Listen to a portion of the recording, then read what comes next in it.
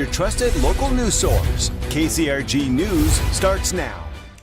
Good evening and welcome to the KCRG-TV9 News at 6. I'm Emily Schrod. Thank you so much for joining us here tonight. The big news today, obviously in sports, Iowa again taking another loss this week to USC. We'll talk about that more with Jack coming up later in sports. But first in news, immigration advocates are starting to push back against Governor Reynolds as she extended the National Guard assistance to ICE through next September. That news coming out yesterday. Now, you'll remember that Reynolds first deployed the National Guard to assist ICE back in August. The extension on Friday came just before their deployment that was set to end today.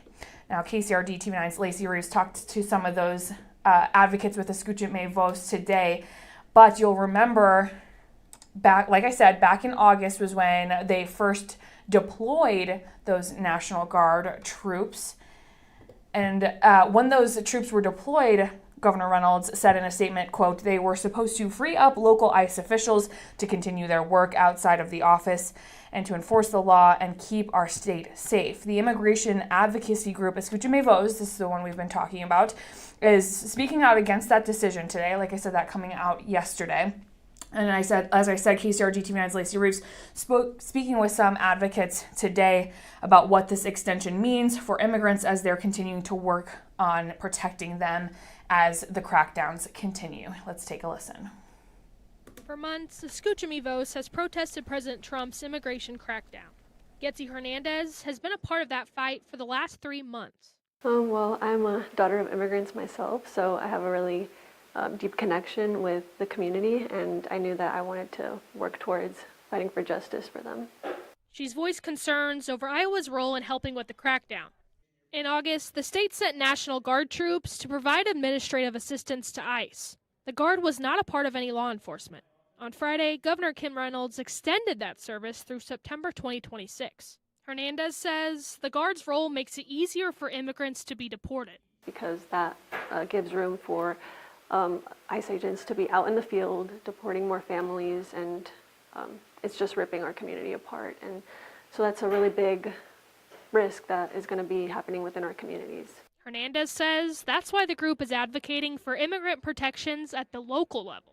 Well, I hope that we can continue fighting for justice and that our local governments can step in to support and take some action to pass some protections for our immigrant community. I think that's really urgent right now. Hernandez says the group will continue working to keep immigrants with their families. Just this month, the group asked the Iowa City Council to prevent immigration enforcement from entering workplaces. The action came after ICE officers arrested Jorge Gonzalez Ochoa while he was at work at the Bread Garden Market in Iowa City. Things are going to continue escalating, and I know there's a lot of risks that people might see that, protecting immigrant community members could take, but I think if we're not willing to take those risks to protect them, then nothing's going to be done about it, and that puts our community more at risk. Lacey Reeves, KCRG-TV9 News. Thanks, Lacey. The Cedar Rapids Police Department has issued an Operation Quick Find for an 11-year-old girl and is asking for the public's help in finding her. Bree Marie Hines was last seen at Franklin Middle School in Cedar Rapids around 3 p.m. on Friday. Hines is described as a black 5'8" girl who weighs between 95 and 125 pounds. She has glasses, black and red box braids, and a bonnet. Hines was last seen wearing a black Gap sweatshirt, pink pajama pants with the word Paris, and an image of the Eiffel Tower and sandals. Now, the Operation Quick Find says she may be near the 1500 block of Beaver Avenue Southeast or the 900 block of 12th Street Northeast in Cedar Rapids. Of course, anyone with information is asked to contact the Cedar Rapids Police Department. Good news for those of you who watch us through YouTube TV. Of course, you've been keeping up with the dispute between YouTube TV and Disney. We've heard a lot of calls from you guys, and we ourselves, like we have been saying, have been caught in the middle, but people will soon be able to watch once again on YouTube TV as Disney and YouTube have resolved the dispute that has been impacting the programming over the past few weeks. Now, YouTube TV removed, like you guys know, all Disney-owned content after negotiations between the two companies broke down. Disney owns ABC, and us, KCRG, was caught in the middle, like you guys know. The deal will bring back ESPN and ABC programming. And in a statement, a YouTube spokesperson said users should see channels return, quote, quickly. Now remember, you can always watch KCRG programming for free with an antenna or the KCRG app. You can also get lots of exclusive streaming with downloading that app as well. But good news for all of you who are wanting to continue watching KCRG on YouTube TV. Now the weather, we're going to turn to the weather here after the break. We're going to bring in AJ. Of course, many people looking to, as we look towards some of those colder months, we might be seeing a little bit of a cool down. So we're going to chat with AJ coming up next after the break.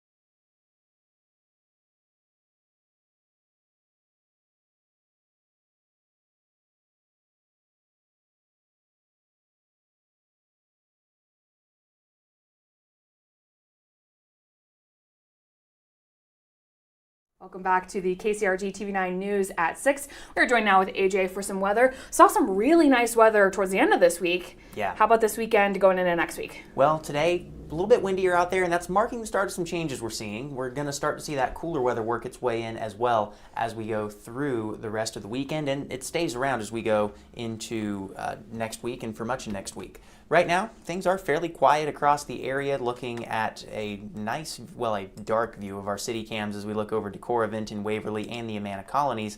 And temperatures still very mild for this time of year. Upper 40s and lower 50s across much of the area, still hanging on to the upper 50s along and south of Interstate 80 this evening. And we are, however, starting to see cooler air work its way in. Compared to this time yesterday, anywhere from 4 to as much as 11 degrees cooler than 24 hours ago on Friday night. And we're going to continue to watch that cooler air work its way in through the overnight hours. Temperatures fall relatively fast, so if you're going out this evening, grab a jacket or a hoodie. You might not need it for the walk out, but you will need it as you are coming home tonight. Temperatures fall to near 30 by the time we get to tomorrow morning, and across all of eastern Iowa, a frosty start to your day on Sunday. Mostly clear skies, those winds are out of the northwest, much lighter than they were this afternoon, however. Those mostly sunny skies do stay with us all through your day on Sunday, and then a few clouds drift in as we get into your Sunday evening and Sunday night. But you can see generally quiet weather on Pinpoint Futurecast, not looking at any rain chances as we wrap up your weekend.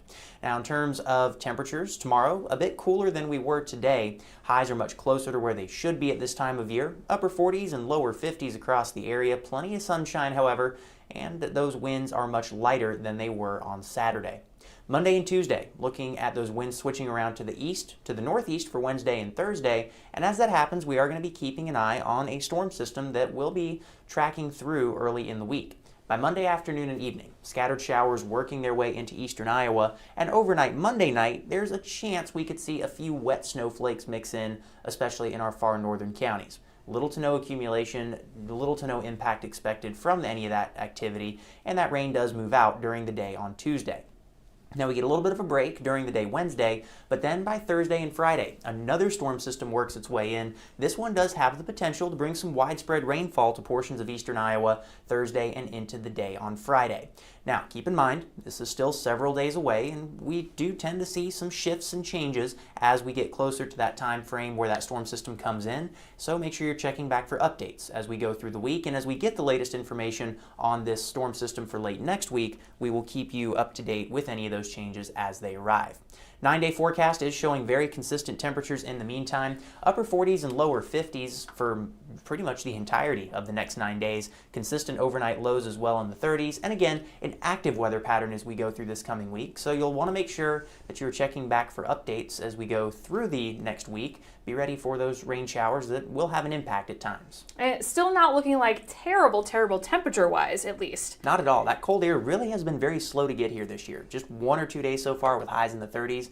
Other than that, seasonable, if not a little warmer than that. Hey, you know what? I'll take it. I am not ready for snow just yet, as I keep telling people, and I still haven't turned on my heat. I'm really holding out. I'm hoping I can hold out a little longer. I'm a little bit of a wimp when it comes to cold weather. I like a warm house, so I have turned mine on. It's been on for a little while, but still very nice fall weather that we've had. Not really looking at bitter cold just yet. Definitely looking forward to that. The Hawkeyes playing again today, and unfortunately another loss for them. They were hoping to maybe see some sunny California, but not so much over there. We're going to have more coming up next in sports. We'll see you right back here in just a minute.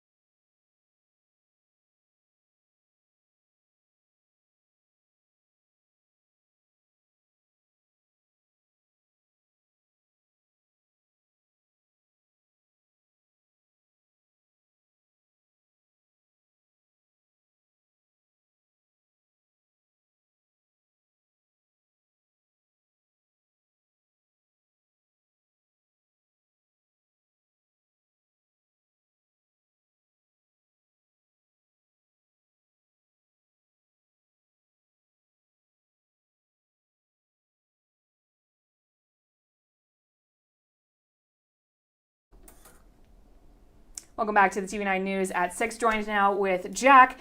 Another tough loss for the Hawkeyes. Yeah, I think this is the deep sigh of whatever you want to call it, the sigh of it's over.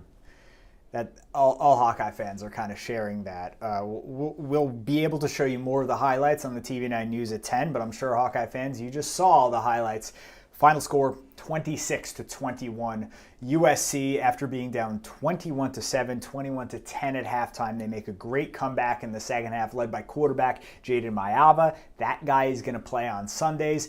Even so, Iowa had a chance to win it. You all saw the last play, or the last offensive play for Iowa. Mark Gronowski, he has pressure in his face, throws it deep down the left sideline. Looks like Caden Weegan, this is fourth down, looks like Caden Weegan makes the catch. His toe is out of bounds. I mean, you're talking about inches. Of all the close losses Iowa has had, a 54-yard field goal loss to Iowa State, a 37-yard field goal loss in the final seconds to Oregon. This one, I don't know if it's the most heartbreaking loss, but it is the closest to perhaps being turned the other way. Because if Weegan makes that catch, you're talking about Iowa is in business 20 or so yards away from the end zone. Why don't we pull up the stats so I could actually show you the actual play and get the yardage number correct. As we're going down here, Gronowski throws deep at the USC 8. If that ball's caught, Iowa gets the ball at the USC 8-yard line with the chance to punch it in and win. That's just I don't know what more to say, Hawkeye fans. They were penalized a lot. I know a lot of fans out there were complaining about the penalties, and we can actually take a look at them right now. For comparison, Iowa is the least penalized team in the country. Wow. Less than 3 per game accepted. They had 6 against them, including 3 big ones at the end on defense, 2 pass interferences and 1 holding call. Man, Emily, those are really key because they turn what could be a third down stop into a first down. For 2 especially, there was a 3rd and 7 that Deshaun Lee was called for a hold, and a 3rd and 8 where Jalen Wright was called for a pass interference. Those are third down stops that turned into first downs for USC. Big reason why USC the winner today.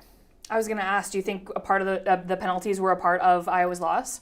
I thought the penalties were a huge part of Iowa's loss. And depending on how you feel, maybe you say, oh, the refs blew this game for Iowa. Or maybe you fall more on the side of you have to be more disciplined with your with your defense. On a rainy day, you kind of understand why this happens to a lot of defensive backs. A big one I saw from social media is a lot of fans upset that a lot of non-calls. It looks like, for my eye, it certainly looked like some holding penalties that were not called. So you can't call them holding penalties. Offensive linemen grabbing onto Iowa defensive linemen, and they aren't called for a hold. There was one play in particular where Kamar Moulting, the running back, it looked like he had his face mask grabbed. No call there. Could have been a first down for Iowa. But even so, even with all those breaks Iowa did not catch, they had a chance to win it. They were down by 5 on the USC 29, and I'm just going to read you the yards per play, I should say. They start out with a 4-yard gain, then a penalty, then another 2 4-yard gains in a row. It looks like they're imposing their will. A 21-yard gain with Caden Weechin, then a 5-yard gain, and then a 19-yard gain. What's the commonality? These are all solid gains, either solid games or big games, but then 0 yards, 1 yard, and 3 yards. It sets up a fourth down and 6. And obviously you saw what happens. Mark Gronowski throws it. He has pressure in his face. 3 backup offensive linemen were in the game at the time for Iowa. He throws it. I mean, it's literally inches away from being one of the great throws in Iowa history. If Caden Weechin catches that ball and gets his foot down, it's not a guarantee Iowa's going to win, but they're on the 8-yard line with a chance to, with a running quarterback like Mark Gronowski, who has just been so money from in the red zone. I'm sorry, Hawk fans, we just have to play the what if game. If Caden Weechin is 1.5 shoe sizes smaller, he gets that foot down, and Iowa has a really good chance to pick up a road win. It's now their 13th loss against a ranked opponent, Emily. Definitely a tough one. We talked a little bit about it in the pregame. So they had to win this game to even have a chance of making playoffs. Not so much anymore, right? Even if they win the game, it's a really low possibility. Now it's a 0 possibility. Michigan ended up beating Northwestern earlier in the day. The Sooners beat Alabama. Both of those results not good necessarily for Iowa. This loss really just caps it off. Iowa's not making the playoff. They are going to make a bowl game, and they've been playing really well this season, and they have a chance to win a trophy game against Nebraska. They have a senior day matchup next week with Michigan State. This season is obviously not over for Iowa, but if you play the what if game, you can go down a rabbit hole there because with so many close games, Iowa was in all of them. And these close games against ranked opponents, all 4 losses, the opponent was ranked at the time. Obviously, Iowa State is no longer ranked. Right. But man, these are all close losses, chances for huge wins for Iowa fans to celebrate, and they can't do it. Definitely a little tough for them.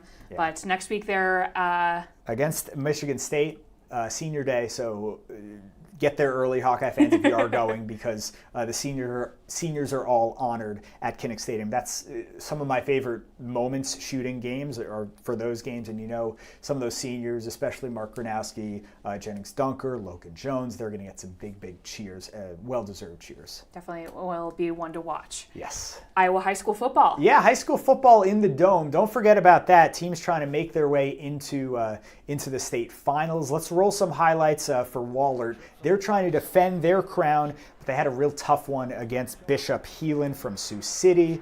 Heelan scores the first 14 points. Eventually, Wahlert is able to drive it late in the second quarter and get a touchdown here coming up from Ben Francis. That made it 14-7. Heelan answered with a touchdown of their own, but just in the second, you'll get to see Wallert's second touchdown. Anderson Herbst, who's been outstanding all year long, Golden Eagle fans, scores another touchdown. That is not the touchdown. That's Francis again. I'm sorry. But yeah, Wahlert scores with Anderson Herbst later on a 3-yard touchdown run. Here it is. That's my editing mistake for not putting that in a little quicker. Herbst goes 3 yards, but actually on the very next play, Jonathan Hope for Bishop Heelan returned the kickoff 97 yards. Oof. For a touchdown. So if you were watching this game on KCRG 9.2, the fourth quarter has just started. Bishop Heelan holds a 28-14 lead. It's not impossible, but Bishop Heelan has the ball. Not impossible for Wahlert to make a comeback, but they need to stop here, and they need 2 straight scores to tie things up. Colin Davies is going to have highlights of this game later on at 10, and then after this game, a huge one with undefeated Solon taking on Nevada. Those highlights are also coming up. Whoa, sorry. Those highlights are also coming up. Very at exciting. 10. Yes, throwing exciting stuff out here. Exciting all day long for football. Heartbreaking for the Hawkeyes. Wahlert fans 12 minutes away from possible heartbreak or maybe an incredible comeback. And then Solon against Nevada. Solon's favored later tonight against Nevada as the higher seed. I just have to say, as someone who went, my high school was Sergeant Bluff Luton, just outside Sioux City. We played Bishop Heelan, in high school, and they were always a really tough team for us. So I feel for them. They've always been really good, but hopefully they can pull off the win. Yeah, we'll see what Wahlert could do trying to defend their crown. But either way, it's been a great season for Wahlert. Even if your season ends, I should say, in the Unidome, it's a great season. But don't look too ahead. I mean, don't celebrate the season before this game is even over. We could have a miracle comeback, and we'll show you later at 10. Game's not over till it's over. All right, thanks so much, Jack. We'll have all those highlights and more coming up tonight on the KCRG-TV9 News at 10 after football. Be sure to join us. It should be a great show. Thank you so much for joining us tonight, and we hope to see you at 10.